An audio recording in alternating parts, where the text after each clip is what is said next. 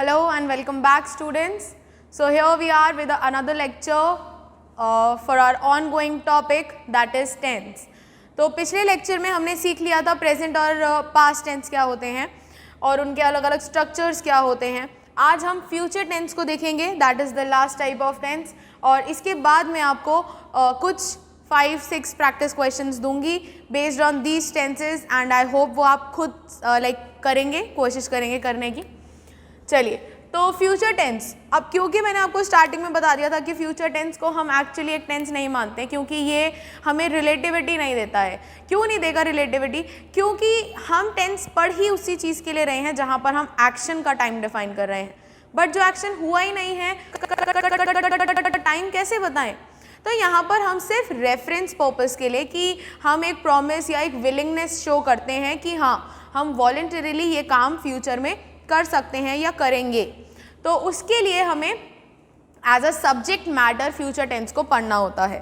तो future tense में हमारा सबसे पहला वाला जो टेंस होगा वो अगेन बाकियों की तरह ही होगा, सिंपल फ्यूचर या फ्यूचर इनडेफिनेट हम इसको बोल सकते हैं. सिंपल फ्यूचर टेंस और फ्यूचर इनडेफिनेट टेंस. ओके,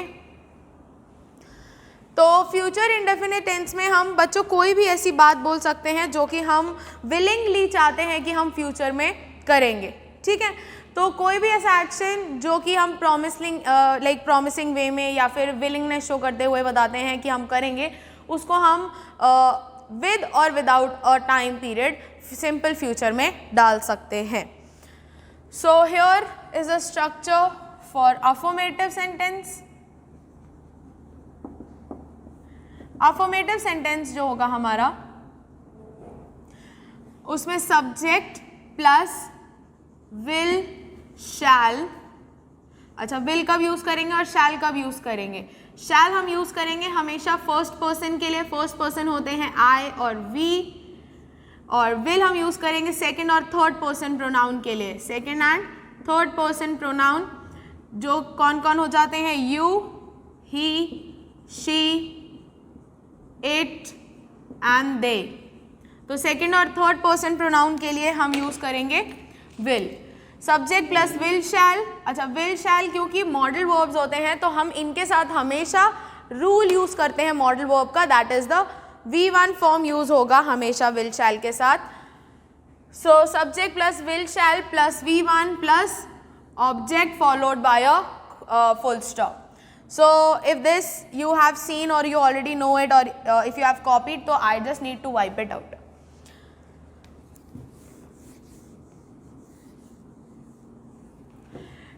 ठीक है, तो इसका एग्जाम्पल देख लेते हैं. I shall visit my grandparents next week. तो मैं अपना एक विलिंगनेस शो कर रही हूँ कि नेक्स्ट वीक शायद मैं अपने ग्रैंड पेरेंट्स से मिलने जा सकती हूँ. So I have written I shall visit my grandparents next week. Okay, then next is negative. Negative में हमारा स्ट्रक्चर क्या हो जाता है? नेगेटिव में हमारा स्ट्रक्चर सिर्फ इतना सा वेरी करता है कि हम सब्जेक्ट और विल शैल के बाद नॉट का यूज करते हैं plus V1 object followed by a full stop. So I shall not visit my grandparents next week. अगर हम इसी को चेंज करें तो यहाँ पर हमारा नॉट जो है वो इंसर्ट हो जाएगा. ठीक है, इसके बाद अगर हम आगे नेक्स्ट थर्ड स्ट्रक्चर की बात करें जो कि है हमारा इंटेरोगेटिव. तो इंटेरोगेटिव में क्योंकि हमें क्वेश्चन पूछना है तो हम ऑफ कोर्स ही बात है, अभी तक हेल्पिंग वर्ब को आगे ला रहे थे तो यहाँ पर भी हमारा जो मॉडल हेल्पिंग वर्ब है उसको आगे लेकर आएंगे. तो विल शैल पहले आ जाएगा. Will shall plus subject plus V1 object followed by a question mark. So अगर इसको हम इंटेरोगेटिव में बनाएं तो हम किसी से परमिशन ले रहे हैं shall I visit my grandparents next week? क्या हम अपने ग्रैंड पेरेंट्स को मिल आए next week? So here we are trying to seek a permission. Okay, I hope this is clear. ये हम सिर्फ एक विलिंगनेस या फिर एक प्रॉमिसिंग नोट पर बता रहे होते हैं अपना फ्यूचर एक्शन या कोई भी ऐसा काम जो हम विलिंगली करेंगे फ्यूचर में. ठीक है, इसके बाद हम नेक्स्ट टेंस पे चलेंगे, that is the future continuous tense.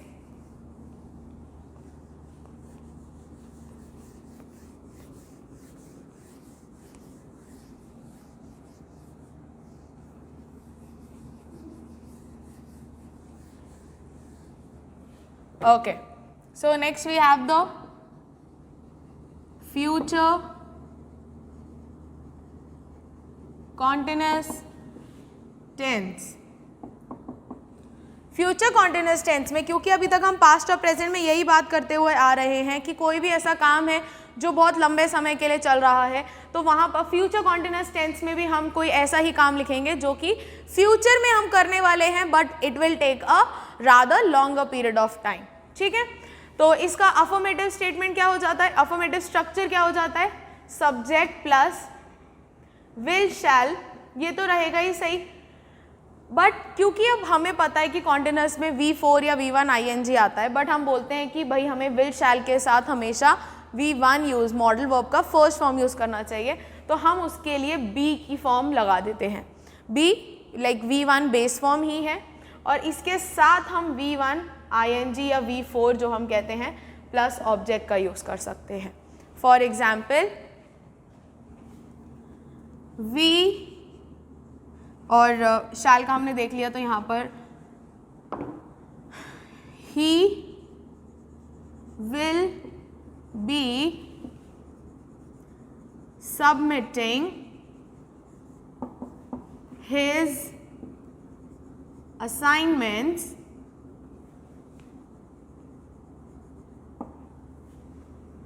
next month या tomorrow या next day.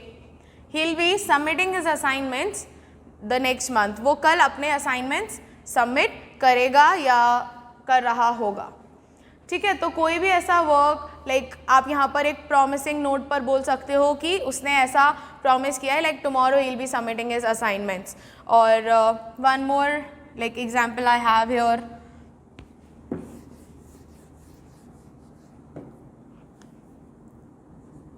आपसे आपका फ्रेंड बोलता है कि नेक्स्ट मंथ अपन बाहर चलते हैं कहीं घूमने. ठीक है, तो यहाँ पर आप क्या बोलोगे कि नहीं यार, हम तो अपने ग्रैंड पेरेंट्स के घर पर होंगे, हम वहाँ पर रह रहे होंगे. तो उसके लिए हम जो हमने सिंपल फ्यूचर में किया था उस सेंटेंस को भी कन्वर्ट कर सकते हैं, जैसे वी शैल बी विजिटिंग, हम अपने ग्रैंड पेरेंट्स के घर जाएंगे और वहीं रह रहे होंगे. तो उसके लिए हम कह सकते हैं we shall be visiting our grandparents, I am writing in short, grandparents next week. अगले वीक तो हम अपने ग्रैंड पेरेंट्स को मिलने जाएंगे. उसके बाद we'll talk on with the negative part. So negative structure में again subject plus will shall plus, अब बी आ गया तो ये नहीं समझना कि बी के बाद नॉट आएगा, विल शैल के बाद ही आएगा, plus V1 ING plus object. Okay, followed by a full stop. So कैसे हो जाएगा, वी शैल बी विजिटिंग था यहाँ पे, we shall not be visiting, यहाँ पर हमारा नॉट जो है वो इंसर्ट हो जाएगा. उसके बाद अगर हम बात करें इंटेरोगेटिव की,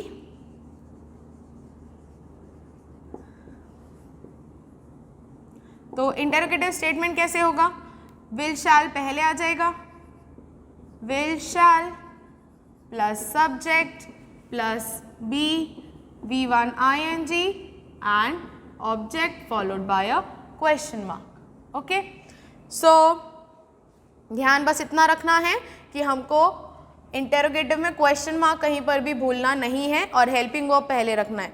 सो shall we be visiting our grandparents next week, क्या हम अपने ग्रैंड पेरेंट्स के घर जा रहे होंगे? Will you be submitting your assignments next month, क्या तुम अपने असाइनमेंट्स नेक्स्ट मंथ सबमिट करोगे? सो यहाँ पर आप एक प्रॉमिसिंग नोट पर कोई भी अफर्मेशन है तो आप कर रहे हो प्रॉमिस, इंटेरोगेटिव है तो कोई आपसे सीख कर रहा है, आपका लाइक प्रॉमिस ले रहा है कि आप ऐसा करोगे ना। Sorry, so this is the use of future continuous tense, जहाँ पर हम कोई भी एक्शन को फ्यूचर रेफरेंस से डिनोट करते हैं कि वो एक्शन काफ़ी लंबे टाइम पीरियड के लिए इन प्रोग्रेस होगा। Okay, next we'll move on to the future continuous tense.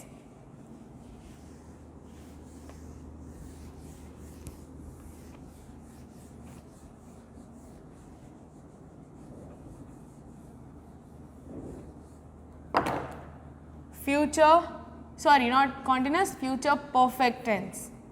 So children, continuous में हम वो बात कर रहे थे जहाँ पर एक्शन जो है वो प्रोग्रेस में होगा।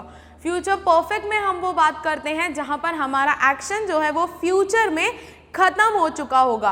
तो वो किस पॉइंट पर, for example this is point A जहाँ पर एक्शन स्टार्ट हुआ है। जब हम ये वाली स्टेज डिफाइन कर रहे हैं तो हम कॉन्टिन्यूअस टेंस का यूज़ करते हैं, और जब पॉइंट बी पर एक्शन खत्म हुआ है फ्यूचर में, तो इस बी पॉइंट को हम रेफर करते हैं फ्यूचर परफेक्ट टेंस से। फ्यूचर में जिस टाइम पर हमारा एक्शन ओवर होगा, ठीक है, the time when our action will be completed in future. Okay okay, so affirmative का स्ट्रक्चर देखते हैं। Subject plus will shall plus have, वहाँ पर हम कॉन्टिन्यूअस में बी का बेस फॉर्म ले रहे थे, यहाँ हम हैव का बेस फॉर्म ले रहे हैं, plus will shall have V3 and object. और क्यों ले रहे हैं मैंने आपको बता दिया, विल शैल के साथ V1 फॉर्म आना चाहिए, बट हम V3 लगा रहे हैं रूल के अकॉर्डिंग, इसीलिए हमें हैव का जो बेस होता है हैज़ हैव हैड, उसका फर्स्ट फॉर्म हैव यूज़ कर रहे हैं। ठीक है, for example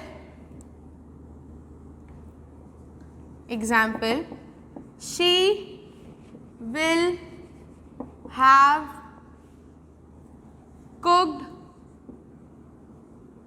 the dinner by 8 PM। 8 बजे तक तो उसने खाना बना दिया होगा। तो यहाँ पर खाना बनाने वाले प्रोसेस की बात नहीं हो रही है, यहाँ पर जब उसने खाना बनाकर ख़त्म कर दिया होगा वर्क, उसकी बात हो रही है। ठीक है, so here we are defining कि कब वो काम खत्म होगा। नेगेटिव देख लेते हैं इसका।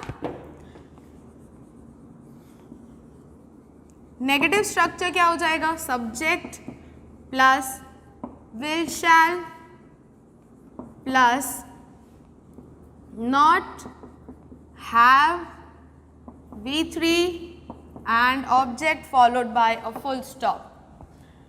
सो अगर इसी को नेगेटिव करें तो she will have cooked the dinner, no she will not have cooked the dinner. Okay, she will not have cooked the dinner by 8 PM।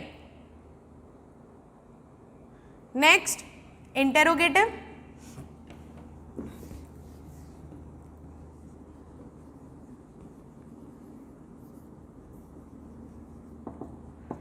Interrogative तो यहाँ पर हम अगेन अपना विल शैल जो हमारा हेल्पिंग वर्ब यूज हो रहा है उसको पहले रखेंगे। Will shall plus subject have V3 plus object followed by a question mark. तो इसको हम कैसे, इसी अगर एग्जाम्पल को चेंज करें तो will she have cooked the dinner by 8 PM, क्या उसने डिनर बना लिया होगा 8 बजे तक। Okay, and followed by a question mark. So will she have cooked the dinner by 8 PM? So यहाँ पर हम फ्यूचर परफेक्ट टेंस में फिर से बता रही हूँ बच्चों, जहाँ पर जिस पॉइंट पर we are finishing off with the work in future, okay, वो वर्क अभी स्टार्ट नहीं हुआ है ना, अभी प्रोग्रेस में है, but I am just talking about the time when that particular action will start in the future, also will end in the future. तो जो एंडिंग पॉइंट है, जो एंडिंग टाइम है, हम उसकी बात कर रहे हैं यहाँ पर। ठीक है, उसके बाद हम लास्ट टेंस की तरफ बढ़ेंगे, that is the future perfect continuous tense.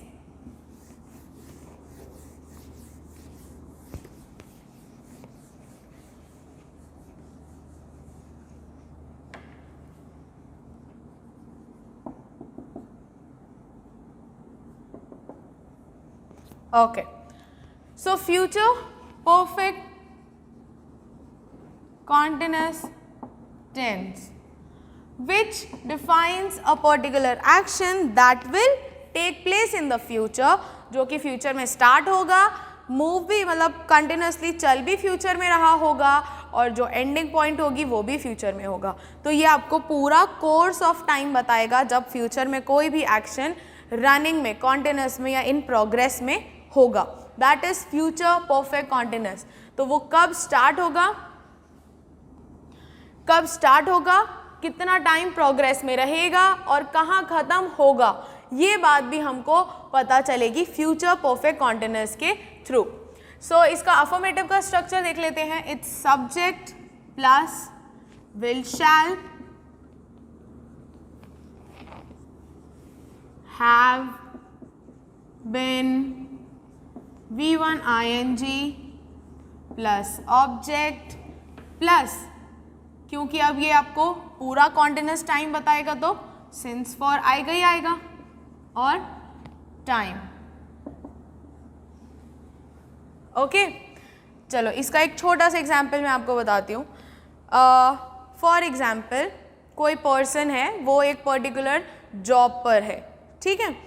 अब वो ये बता रहा है कि नेक्स्ट मंथ में, जैसे कोई भी मंथ ले लो आप, जनवरी मंथ ले लो, तो जनवरी में वो ये बात बोल रहा है कि फरवरी में मुझे यहाँ पर काम करते करते 2 साल कंप्लीट हो जाएंगे। अभी हुए तो नहीं है ना, बट वो जो काम है वो कॉन्टिन्यूस है और वो काम अभी 1 महीना और लेगा कंप्लीट होने में, यस और नो। तो जो एक्शन फ्यूचर में कंप्लीट होगा आफ्टर अ कॉन्टिन्यूस पीरियड, उसको हम डिफाइन करते हैं इस टेंस से, that is the future perfect continuous.